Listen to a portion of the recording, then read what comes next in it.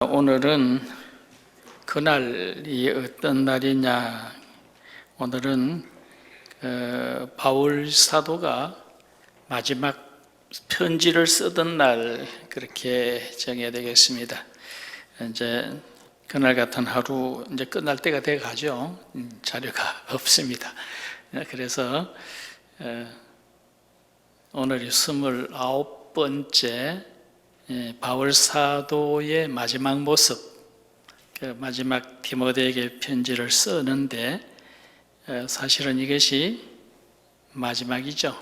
디모데후서가 마지막인데 바울 사도가 로마 지하 감옥에 갇혀 있고요. 이때는 네로 황제 시대고 바울 사도가 이제 순교 당하기 직전에 로마 감옥에 있을 때입니다. 에베소서, 필리포스, 골로새서를 썼을 때는 지하 감옥이 아니고요. 그때는 셋방에 살았어요. 셋방에 격리되어 있는 그런 감옥이었고요. 그러다가 이제 풀려났다가 다시 잡혀 들어갔는데 이때는 네로의 그 화재 사건으로 인해서 기독교인들을 의도적으로 박해하던 그런 때였고요. 그래서 이제 바울 사도가 이제 그 지하 감옥에서 마지막으로 쓴 편지, 특히 이제 디모데후서, 이게 마지막입니다. 마지막 디모데에게 보낸 편지인데 아마 AD 한 67년경으로 보지 않을까, 한 67년이나 68년 그 정도로 생각을 합니다.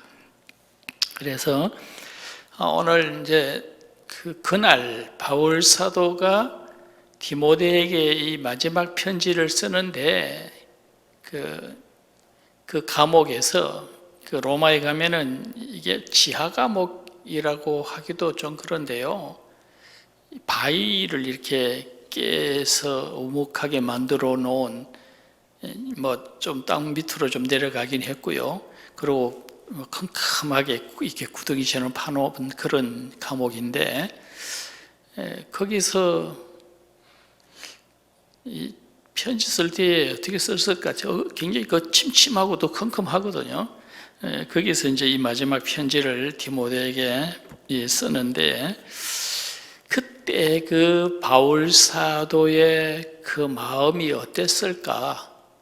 본인도 알고 있어요. 이게 마지막이다. 순교가 이제 곧 있을 것이다라는 걸 본인이 알고 있었고요.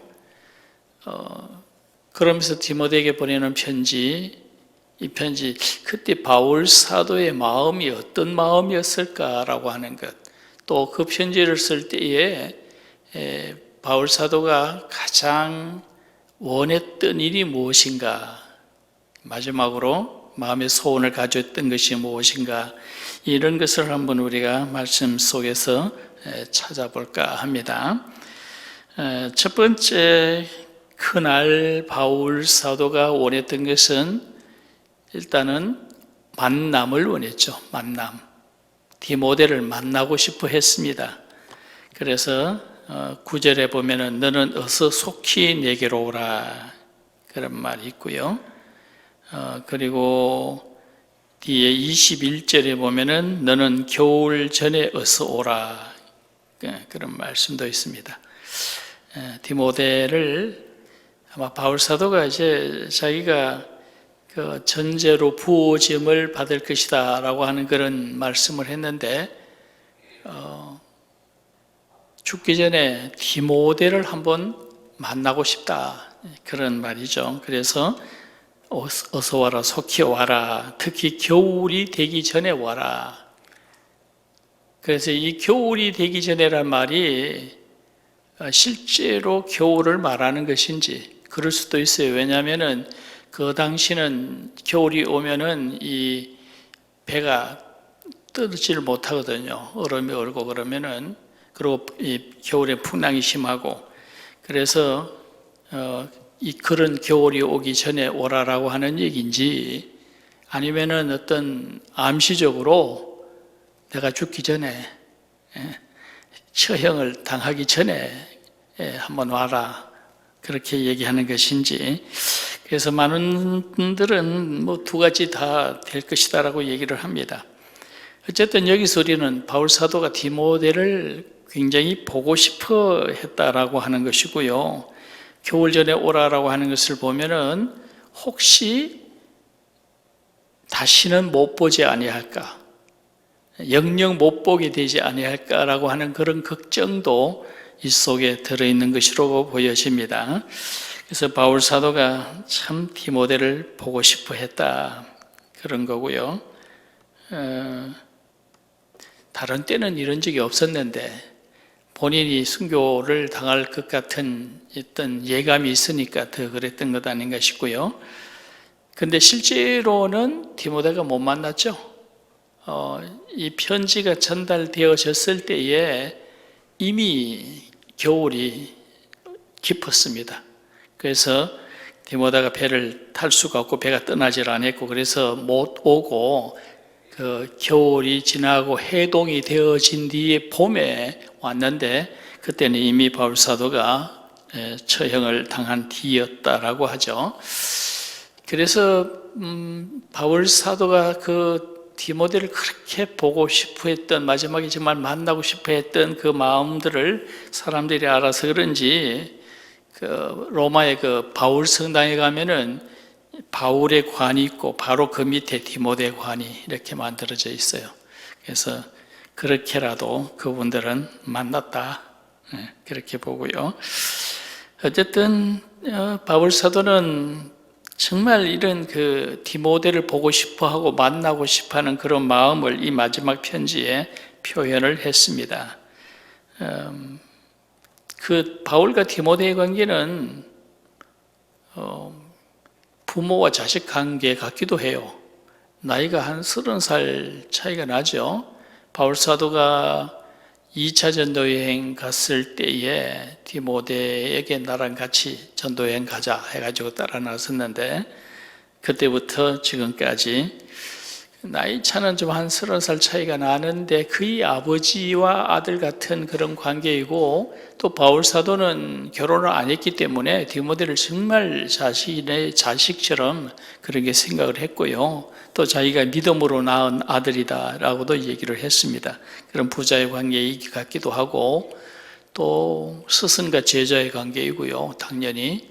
그래서 바울 사도의 수제자, 디모데는 바울 사도의 수제자라고 말할 수가 있습니다. 그래서 어떤 어려운 있는 곳에는 항상 디모데를 대신 보냈고, 또 에베소를 떠날 때에 또 에베소 사역도 또 디모데에게 맡겼고, 그래서 스승과 제자의 그런 관계이기도 하고요. 또 이 두 사람은 나이 차가 많지만 사실은 서로의 멘토가 되었죠. 당연히 디모데는 바울 사도에게 위로를 계속 받아왔고 격려를 받아왔고요. 그런가 하면은 바울도 디모데로 인해서 위로를 받고 힘을 얻었죠. 2차 전도 여행 때 바울 사도가 고린도에 갔을 때 고린도 사람들, 그 고린도 오기 전에 아테네에 들렀다가 아테네에서 한참 논쟁을 하고, 그리고 다시 고린도에 왔는데, 고린도에도 역시 오니까 그런 신상들이 많고 우상이 많았어요. 그런 차에 디모데가 도착했을 때에 바울 사도가 힘을 얻었다 그랬죠.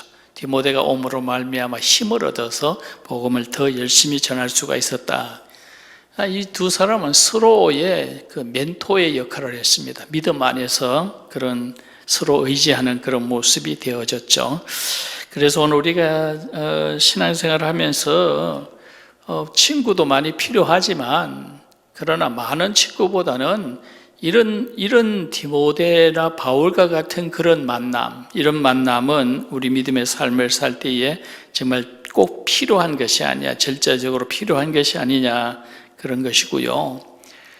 세상 친구들은 사실 말만 많고요. 세상 친구들은 다 속으로 서로 경쟁하고 비교하고 다 자기 잘났다 그러고 그럽니다. 그런데 바울과 디모데의 이 모습은 전혀 그런 것이 없죠. 정말 서로를 신뢰하고 서로에게 위로가 되고 서로를 사랑하고 정말 서로에게 격려를 주는 그런 믿음 안에서 만난 그런 만남입니다.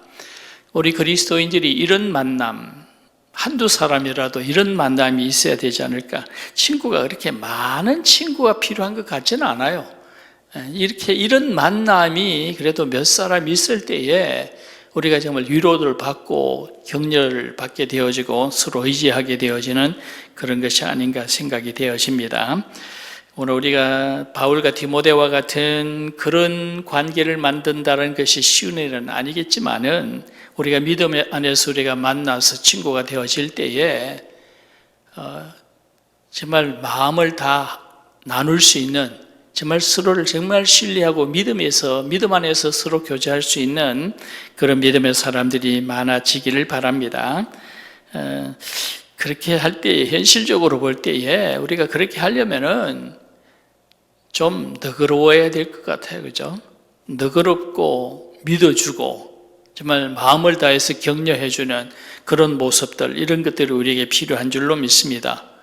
매사에 까다롭고 인색하고 작은 가지고 따지고 그러면 좋아할 사람 누가 있겠어요? 그러면은 진짜 디모데 바울 같은 이런 만남이 어려울 겁니다. 우리가 서로 믿고 신뢰하고 너그럽고 그런 마음들 가지기를 바라고요. 불의의 재물로 친구를 사귀라 그러지 않았습니까? 이 불의의 재물이라는 것은 세상 것을 다 말하는 것인데 세상 사람들, 요즘 세상 사람들 보면은 부동산은 많은데 친구는 없는 것 같아요. 우리는 친구가 많아야 되고 또 친구가 많아야 되는데 마음을 다 주고받을 수 있는 믿음 안에서 서로 신뢰하고 정말 위로하고 정말 도움이 되어 줄 수 있는, 신앙적인 도움이 되어 줄 수 있는 그런 만남, 그런 아름다운 만남을 만들어가고 그런 만남이 있는 그런 사람들이 되어질 수 있기를 원합니다. 그래서 바울 사도의 마지막 모습 속에 이런 모습도 있었구나. 바울은 그저 오로지 복음만 전하고 그냥 사람들에게 그냥 말씀만 전해 임금한 줄 알았는데 바울의 마음속에 이런 디모데를 그리워하고 만나고 싶어하고 혹시 못 만나게 되어질까 봐 조급해하는 그런 모습도 보이고 이것이 바울 사도의 마지막 모습이었습니다. 자, 그 다음에 하나 더 이 마지막 바울의 모습 속에서 볼 수 있는 것은 화해를 원했다라고 하는 겁니다.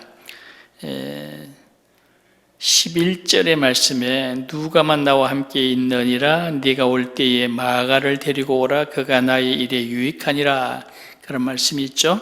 마가를 데려오라. 마가는 마가의 다락방 주인 아들이죠. 근데 1차 전도 여행 때 따라갔다가 초창기에 그냥 포기하고 돌아가 버렸죠. 그래서 2차 전도여행 떠날 때에 바울이 안 데려갔습니다. 그죠? 바나바가 같이 데려가자라고 하니까 1차 전도여행 때 돌아갔기 때문에 안 된다. 단호하게 거절하고 그래서 이제 두 사람이 갈라지게 되어졌는데 근데 지금 이제 바울 사도가 떠날 때가 되어졌을 때 로마 감옥에서 이제 순교가 가까워졌고 떠날 때가 되어졌을 때 바울 사도가 그 마가를 좀 데려와라. 마가를 데려와라. 마가와 화해하고 싶다 그런 말이죠. 바울 사도는 마가가 이 사람 안 되겠다 그랬는데 사실은 이제 그 이후에 바울 때문에 그런지 모르지만은 나중에는 마가는 그 베드로와 함께 사역을 했죠. 베드로가 헬라어를 못하니까 항상 마가가 베드로를 대신해서 대변인이 되어주고 또 대신 편지도 쓰고 그 사역을 그렇게 했습니다. 그래서 지금 바울은 마가에 대해서 미안한 마음을 가지고 있었다라는 거죠. 왜냐하면은 마가는 부잣집 외아들이었고요. 나이도 어렸고 그런 험한 일을 경험해 본 적도 없는데 선교여행을 떠났을 때에 얼마나 어려웠어요.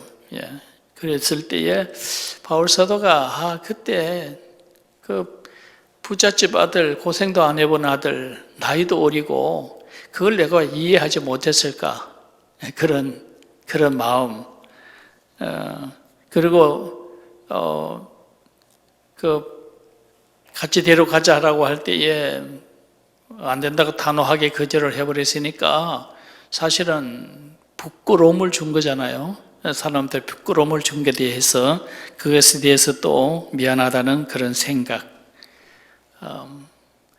이 선교의 자질이 영 없는 사람인 줄 알았는데 나중에 보니까 베드로와 함께 사역을 활발하게 하고 있었고요. 그래서 참 만나면 할 말이 많다네. 내가 너를 이해를 못했다. 미안하다. 그리고 정말 이렇게 훌륭한 그런 사역자가 될 줄 몰랐다. 그러니까 참 만나서 위로하고 또 잘못했다 하고 뭐 사과하고 그래서 마가와 화해를 하고 싶어하는 그런 마음, 그 마음이 이 속에 포함이 되어 있고요. 떠날 때가 되니까 마지막 때가 되어지니까 이제 그런 생각이 다 드는 거죠. 그리고 또 같은 비슷한 내용이 16절에 보면은 내가 처음 변명할 때 나와 함께 한 자가 하나도 없고, 여기 내가 처음 변명할 때라고 하는 것은 전도할 때를 얘기하는 거죠. 그 당시에 바울 사도가 전도하는 것은 논쟁도 하고 변명도 하고 많이 그런 거 했죠. 전도할 때를 말하는데 처음에 내가 복음을 전할 때 나와 함께 한 자가 지금은 하나도 없다.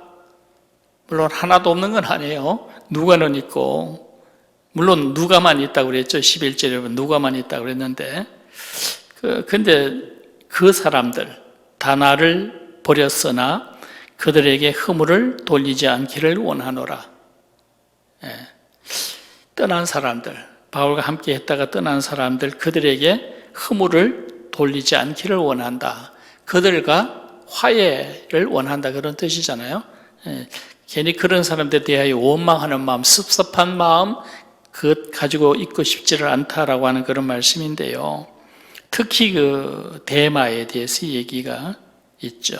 10절에 보면은 대마는 이 세상을 사랑하여 나를 버리고 데살로니가로 갔고, 그리스기에는 갈라디아로, 디도는 달마디아. 아마 디도는 다른 사역 때문에 간 것 같고요. 특히 대마는 세상을 사랑해서 나를 버리고 갔다. 그렇게 되어 있는데, 대마도 초창기부터 바울사도와 함께 그 복음에 참여했던 그런 사람이죠. 빌레몬스나 골로새서 뒤에 그 마지막 인사말 할 때에 대마도 문안하느니라 그렇게 되잖아요. 그러니까 초창기부터 바울과 함께 했고, 또 3차 전도 여행 때 그 바울 사도가 헌금을 먹으면서 예루살렘에 갈 때에 그때도 대마가 동참을 했었거든요.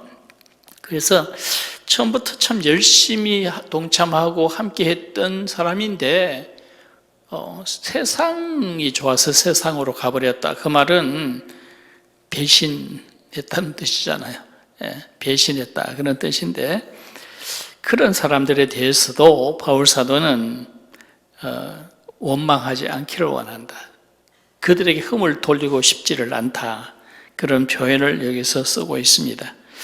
그래서 바울 사도가 마지막 그 편지, 이 디모데후서 제일 마지막 편지를 쓰면서 그런 사람들, 떠난 사람들, 배신한 사람들, 이런 사람들, 그런 사람들에 대해서도 마음을 풀고 싶다라고 하는 그런 표현을 합니다. 우리가 마음속에 어떤 섭섭한 마음을 가지고 있거나 누구를 원망하는 마음을 가지고 있으면 그 마음을 가지고 우리가 하나님 나라에 간다라고 하는 것이 끄리낌이 되죠. 그래서 그런 마음을 풀어버리겠다 그런 말씀이고, 우리가 또 현실적으로도 이런 어떤 사람에 대해서 자꾸 섭섭한 마음이나 원망하는 마음을 가지고 있으면 그것이 사실은 우리의 영혼을 피폐시킵니다.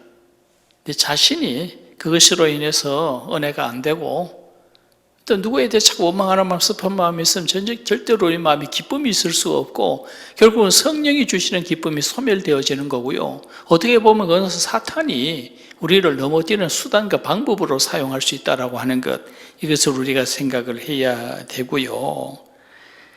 또 어떤 의사가 그러더라고요. 우리 마음속에 막 원망하는 마음, 이런 막 섭섭한 마음이 많으면요, 면역 체계가 무너진답니다. 그러면은 병이 생길 수가 있대요. 그러니 누구를 원망하는 마음, 섭섭한 마음, 이런 생각을 자꾸 가지게 되어지면 신앙도 떨어지고 영혼도 비폐되고 육신적으로도 병이 오고 절대로 좋은 거 아니다. 그리고 하나님 앞에 갈 때에 무언가를 정리를 못하고 가는 같은 그런 모습이 되어질 것 같고요. 그렇죠. 그래서 바울 사도는 떠날 때가 되어지니까 이런 마음을 다 버리고 정리를 하고 그러고 가고 싶다라고 하는 그런 마음을 분명히 가지고 있었다, 그런 얘기죠. 사실은 우리가 이런 원망하는 마음을 내려놓는다라고 하는 것은 우리 마음 속에 있는 어떤 마음의 상처를 치유하는 방법이기도 합니다. 사실은 별것 아니에요, 그죠? 내려놓으면 아무것도 아니에요. 그럼 내려놓으면 아무것도 아닌데 자꾸 그거를 자꾸 되새기고 그걸 자꾸 따지고 계산하고 뭔가 그거에 대해서 의미를 좀 두려고 하고 그러다 보니까 우리가 그런 것을 정리를 하지 못하는데, 그렇게 보면 사실은 문제는 나한테 있는 것 아니냐, 내가 내려놓지 못하기 때문이고 내가 신앙적으로 살지 못하기 때문이고 말씀대로 우리가 살지 못하기 때문에 우리 속에 그런 어떤 원망하는 마음이나 섭섭한 마음, 어떤 미워하는 이런 마음이 여전히 남아있는 것이 아니냐. 우리가 하나님 앞에 정말 우리의 삶을 온전히 맡겨버린다고 한다면 그렇죠? 그런 일이 없을 것이고, 오히려 그런 마음을 버리면 우리 마음의 상처도 치유가 되어질 수 있을 줄로 믿습니다. 요셉 같은 경우도 그렇잖아요. 요셉은 어릴 때 형들이 자기를 노예 상인에게 팔아버렸어요. 그 마음의 상처가 얼마나 크겠습니까? 그죠? 그리고 감옥에 들어가 감옥 생활을 하고 그랬습니다. 그래서 사실 요셉의 마음속에 형들에 대한 그 섭섭함, 원망할 마음, 그 말할 수 없고요. 그때 입은 그 상처, 꿈을 꿨잖아요. 형들의 단이 자기에 대해 절하는 그런 꿈도 꿨는데, 뭔가 꿈이 많았던 그런 친구인데, 팔려가가지고 남의 집에 노예가 되어버린, 그러니 그 마음의 상처가 얼마나 큽니까? 그런데 나중에 이삭이 죽고 난 뒤에, 야곱이 죽고 난 뒤에 형들이 찾아와서 우리를 용서해달라 그러잖아요. 그때 요셉이 뭐라고 얘기합니까? 다 하나님의 섭리 가운데 되어진 일입니다. 다 하나님의 섭리 가운데 그렇게 되어진 일인데, 날더러 형님들이 나보고 용서하라고 하면 나더러 하나님이 되란 얘기입니까? 다 하나님의 뜻대로 되어진 것입니다. 그렇게 대답을 하잖아요. 그러고 났을 때에 요셉이 뭐라고 해요? 그 다음에 형님들의 자식들을 내가 다 데려다 키우겠습니다. 마음이 훨씬 더 너그러졌다는 얘기잖아요. 그 얘기는요, 마음의 상처가 치유가 되어졌다라고 하는 그런 뜻입니다.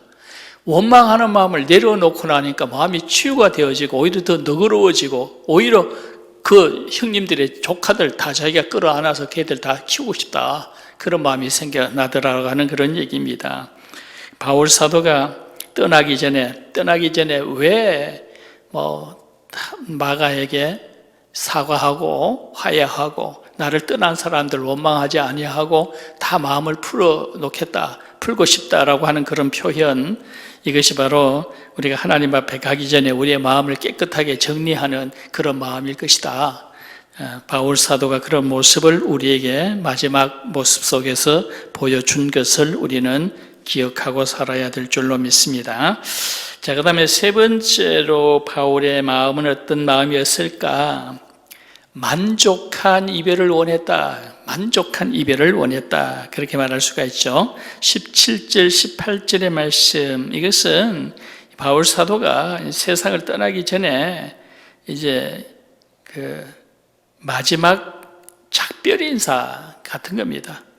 물론 겨울이 오기 전에 와라 보자라고 했지만은 보지 못할 수도 있어요. 그죠? 겨울이 오기 전이라는 말 강조한 것을 보면 보지 못할 수도 있습니다. 그래서 여기서 17절, 18절의 말씀에는 바울 사도는 아예 작별의 말을 여기다 합니다. 우선 회상하는 말, 지금까지 지나온 날들을 돌아보면서 주께서 내 곁에 서서 힘을 주시면 나로 말미암아 선포된 말씀이 온전히 전파되어 이방인들이 듣게 하려 하심이라. 이 말씀 쉽게 말하면 뭡니까? 돌아보면 지난날을 돌아보면은 주께서 나와 함께 하시며 내게 힘을 주심으로 말미암아 내가 복음을 온전히 전파할 수가 있었다. 지금까지 살아온 삶을 돌아보면은 다 하나님의 은혜다. 하나님이 함께 하시고 주께서 내게 힘을 주셨기 때문에 지금까지 이 복음을 전하고 이방인에게도 복음을 전했다. 또 사자 입에서 건짐을 받았다. 사자 입에서 건짐을 받았다는 얘기는 그동안에 전도하면서 여러 가지 어려운 일들이 있었지만 다 하나님께서 자기를 건져주셨다. 그죠? 이 말은 지금까지 살아온 날에 대해서 언급을 하는 겁니다. 다 하나님의 은혜로 살아왔구나. 다 하나님께서 내게 힘을 주시고 내 곁에 늘 계시며 감당할 수 있게 해 주셨구나라고 하는 것을 말하는 거고요. 그 다음에 17, 18절의 말씀에 이제 기대하는 마음, 그게 뭡니까? 나를 모든 악한 일에서 건져내시고 그의 천국에 들어가도 구원하시리라. 여기서 말하는 모든 악한 일에서 건져내시고 라고 하는 것은 지금 지하 감옥에 갇혀 있는 그 상황 속에서도 하나님께서 이것을 두려워하지 않게 하시고 이것 때문에 어떤 신앙을 잃어버리는 그런 일도 없게 하실 것이고 이런 어떤 순교를 당한 일로 인해서 내가 하나님을 부인하는 그런 일 없을 것이다 라고 하는 거죠. 마지막까지 나는 내 믿음을 굳건히 지키게 되어질 것이다. 주께서 나와 함께 하시기 때문이다. 그런 얘기고요. 그리고 천국에 들어가도록 구원하시리라. 나는 천국에 넉넉하게 들어가게 되어질 것이다. 돌아보면 지금까지 지나온 것 하나님의 은혜였고 주께서 내게 힘을 주셨기 때문에 내가 이 복음을 온전히 전할 수가 있었고 이제 나는 천국을 바라보는데 넉넉하게 구원해 주실 줄로 믿는다. 사실은 마지막 작별 인사죠. 마지막 작별 인사고 그리고 제일 마지막에 그에게 영광이 세세무궁토록 있을지어다 그렇게 되어 있는데 결국은 마지막에는 주께 영광, 하나님께 영광을 돌린다 그런 표현이잖아요. 이 말씀은 여기 왜 나오겠습니까? 이제 준비가 되었다 그런 뜻이잖아요. 지금까지 주의 힘으로 살아왔고 은혜로 살아왔고 이제 천국에 갈 것이고 이제는 정말 주님 앞에 하나님 앞에 갈 준비가 되어졌다 그런 얘기입니다. 미련 없이 세상을 떠날 준비가 다 되어졌다라고 하는 그런 표현이죠. 예수님께서 십자가에서 내가 다 이루었다 하셨던 것처럼 나 다 준비가 되어졌다. 오직 주께 영광, 그죠? 그에게 영광이 세세토록 있을지어다. 이렇게 마무리하는 그런 것을 여기서 볼 수가 있습니다. 미련 없이 세상을 떠날 준비가 되어졌다. 지금까지 살아온 삶을 돌아볼 때에 만족한 삶을 살았고 주께서 힘을 주셔서 자기에게 맡긴 책임을 잘 감당할 수 있는 그런 만족한 삶을 살았고 이제 나를 위해서 천국이 예비되어졌고 이제 주님 앞에 가는 것인데 무슨 미련이 있겠습니까? 아무 미련이 없다. 이제는 정말 나는 주님 앞에 갈 준비가 다 되어졌다. 그렇기 때문에 마지막에 주께 영광을 그의 영광이 세세토록 있을지어다 이렇게 마무리를 하는 것을 여기서 볼 수가 있습니다. 그렇죠? 그래서 마지막 바울 사도의 마음은 만족한 그런 행복한 그런 이런 이별을 나는 지금 하고 싶다. 그런 내용이 되는 줄로 믿습니다. 그래서 이 말씀 보면은 우리는 바울 사도가 이제 순교를 눈앞에 두고 마지막으로 디모데에게 편지를 쓰는데 그때 바울 사도의 그 마음이 여기 고스란히 표현이 되어져 있는 거죠. 어떤 그런 아름다운 만남, 디모데와 지난 세월, 한 30년 지나온 지난 세월들 그거 생각하면서 하나님 앞에 가긴 가지만 그래도 디모데 얼굴을 한번 보고 싶구나. 만나고 싶어하는 그 마음. 그리고 혹시라도 오해가 있거나 원망이 있거나 섭섭한 것이 있으면 그거 다 풀어야 되겠다. 다 없이 해야 되겠다라고 하는 그런 마음. 그리고 삶을 돌아보면서 이제 이별할 때에 정말 자신 있게 당당하게 행복한 만족한 그런 이별을 하고 싶다라고 하는 그런 표현 이 속에 들어 있습니다. 우리가 이 모습을 보면서 이것이 참 바울 사도의 마지막 성숙한 신앙인의 모습, 그죠? 바울 사도는 물론 신앙이 좋은 사람이고, 물론 성숙한 그리스도인인데, 바울의 그 신앙생활 속에서도 가장 성숙한 모습, 이 모습이 지금 마지막 순교당하기 직전에 마지막 편지를 쓸 때의 그날의 바울 사도의 모습이지 않을까, 그렇죠? 그런 생각이 되죠. 그래서 우리도 삶을 살면서 바울 사도의 이런 마음을 우리가 소유할 수 있기를 바랍니다. 우리도 다 살고 마지막 죽을 때 가서 바울 사도의 마지막 순간에 그 모습 본받자 이런 건 아니잖아요. 우리가 살아가면서 이 모습이 가장 그리스도인에게 성숙한 모습이고 바울 사도의 마지막 모습이니까 우리가 이 모습을 우리가 우리의 삶 속에 가지려고 애를 쓰고 그렇게 살아가는 것, 그것이 정답일 줄로 믿습니다. 매일 신앙생활 하면서 우리가 진심으로 만나고 싶은 사람을 만들어갈 수 있기를 원합니다. 믿음 안에서 정말 사랑하고 신뢰하고 정말 그리워할 수 있는 그런 믿음의 형제를 만들 수 있기를 바라고요. 그리고 누구를 원망하거나 섭섭한 마음, 미워하는 마음이 있으면 내려놓을 수 있기를 바랍니다. 그런 신앙적으로나 자신을 위해서나 어떤 것에도 도움이 되질 않죠. 우리가 그리스도를 본받고 또 바울 사도를 본받아서 원망 없는 그런 화해하는 그런 마음 다 가질 수 있기를 바라고요. 만족스럽게 세상을 떠날 수 있는 행복한 그런 이별을 준비할 수 있는 그런 믿음의 사람들이 되어질 수 있기를 원합니다. 삶을 만족하게 살고 구원에 대한 확신이 있는, 천국에 대한 소망이 가득한 사람이 무슨 이별이 있겠습니까? 당당하게 자신 있게 주님 앞에 가기를 기대하고 소망하는, 바울 사도는 세상 떠나고 주님 앞에 가는 것을 정말로 오히려 사모하는 그런 모습을 가지고 있는데, 우리가 그런 준비된 마음을 가지고 세상을 살아가는 그런 그리스도인들이 되어질 수 있기를 원합니다.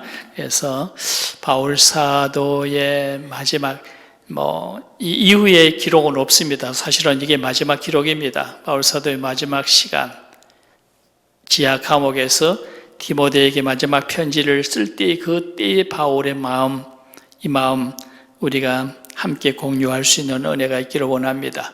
이것이 하나님께서 원하시는 성숙한 그리스도인의 마음인 줄로 믿습니다. 이런 마음으로 살아갈 수 있기를 소망합니다. 같이 기도하겠습니다.